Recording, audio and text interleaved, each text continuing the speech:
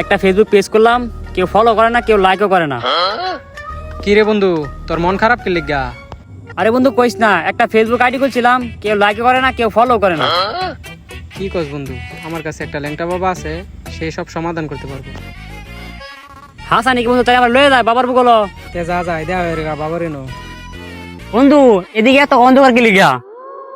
আরে বাবা যেন তাহে এখানো, বাবা অনেক শক্তিশালী বুঝছস, তার কারণে এখানো অত অন্ধকার। আমার লগে দেয়া হয়ে রে গা। টাকাটা এটাই তো বাবা। বাবা এবার লেন্ডি গেছে কি লিগা? কথা কইস না, বাবার অনেক ক্ষমতা। ক্ষমতা হলো জুতা লইছে, সিরা জুতা। চুপ ও, কত কথা কইস না। বন্ধু তোর কি সমস্যা? সবকিছু বাবারে খুলি। বাবা আন্দ্রে বল, আমি আসলাম, আমি একটা পেজ খুলছিলাম, আমার কেউ সাপোর্টও করে না, কেউ ফলো দেও না।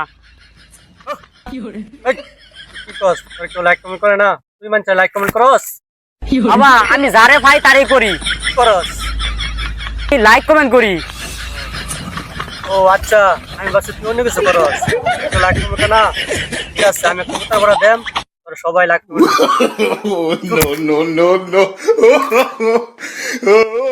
বাবা এটা কেডা? এটা ব্যাপারে মনে খারাপ হয়েছে।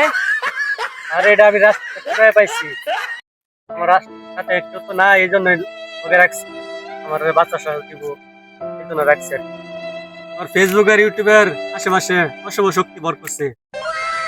আর ফেসবুকে লেগে আর ইউটিউবে লেগে কিছু সমাধান নিতেছি।